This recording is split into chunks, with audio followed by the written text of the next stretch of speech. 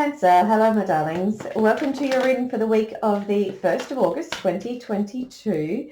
Now I am going to try and keep these readings this week quite short for a number of reasons. One being I did have trouble connecting in the last couple of days, so I've quickly run out of time. So the Chakra Insight Oracle card for you, my darling Cancers, is Divine Consciousness, and the words on here are interconnection, expansion, oneness, and light. Now, I've actually never had this card come out from this deck, so this is really beautiful. So we will just see how the rest of the cards unfold. So yeah, I do apologise for being a little bit late, but you know, you've also got to kind of go with it. So there was all sorts of technical difficulties. There was, I was obviously getting visits from Spirit potentially. I had technical issues, as I said, issues connecting in with my guides and source. So yeah, you just got to kind of surrender to that. That's part of the message for all of us. So the Goddess Guidance Oracle card deck, you have Green Tara, and the words on the card are start delegating. Ask others, including me, that's Green Tara, not me, to help you instead of trying to do everything by yourself. Okay, lovely Cancer. Now I am going to shake things up a little bit. I'm introducing a new deck to the readings, which is the Path of the Soul Destiny cards, and it's fractal art. Okay, no, I'm getting told no. That was a misshuffle. So it's intuitive fractal art, and once the card comes out, it's my intention to hold it up to the camera. If you would like, you can pause the video and see if you can intuit any specific messages for yourself. They still want to come out, but it is only one. Thank you. So see if you can intuit any messages that come through specifically for yourself from the artwork, and I'll give you a couple of seconds to pause the video, and then I'll go ahead and read the message from the book. So you do have the number 12, and I'll hold that card up. Hopefully we can get a good focus on that for you.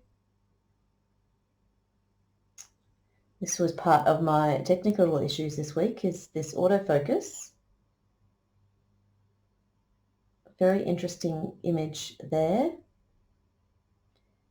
Don't know if you've got any ideas of what it might, what intuitive messages may be related to that. Let's have a look.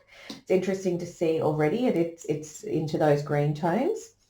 So certainly, and I feel like I get this a lot with you, Cancer, that sort of sitting in that heart space. I know at least for the last 2 weeks, we've had this idea of you opening up your heart space. So absolutely, that's still a message that is obviously very clear and present for you right now, as well as obviously the divine consciousness, so that potentially extending yourself upward and connecting into source. So let's see what card 12 says. So the word on the card is fertile, and it does read, this is a card of creation and fertility. Although it can signify the possibility of pregnancy, it usually appears as an encouragement to begin taking action. Now is the time to start the groundwork for your deepest inner desires, dreams, ideas, or plans. All the conditions are right for setting things in motion to bring things from the world of thought into form. So I do like the way that this is connecting into that first card of divine consciousness. So it may well be that you are getting, or you have had ideas drop in from source, that you are connecting into source, and you are receiving some divine guidance as to maybe what you might want to start, begin a new journey, I guess.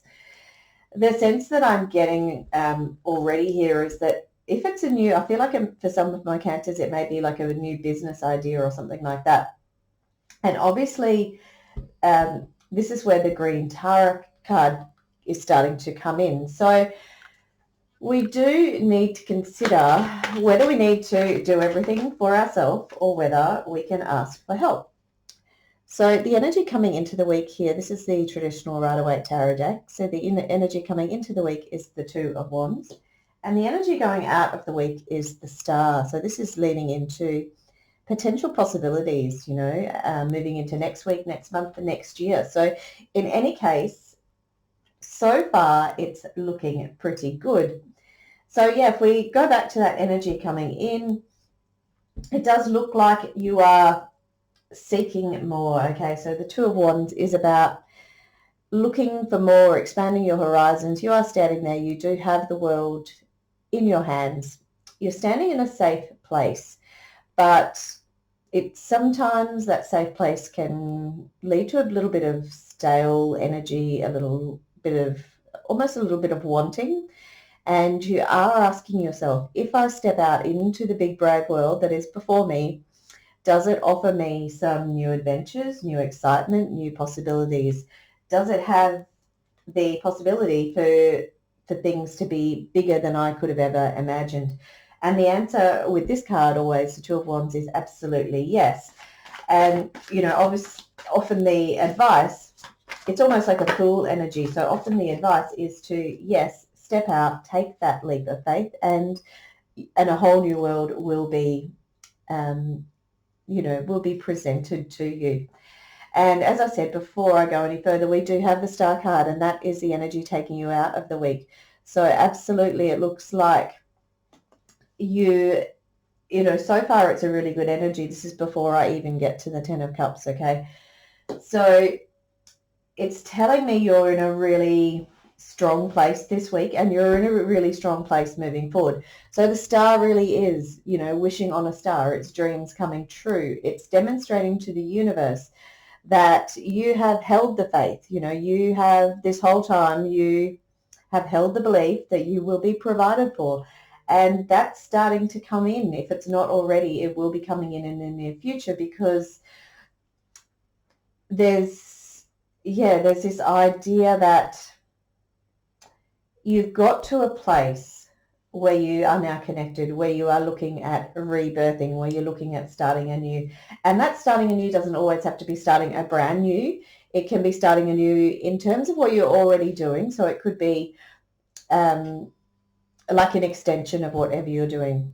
Just a little, feels like a bit of more of an add-on than a brand new. For some of my Cancers, it can be brand new, but for some of you, it may be just extending on or expanding out on where you already are. So I'll come back to that Ten of Cups in a moment. I'm just looking for a couple more cards. So you do have, as I said, the Ten of Cups. You've got the Three of Wands. Okay, this is a lovely follow-on from the Two of Wands. It's a very similar kind of interpretation or meaning, but we will talk about that in just a moment. And you have the Chariot. This is lovely, Cancer. And just a final card here.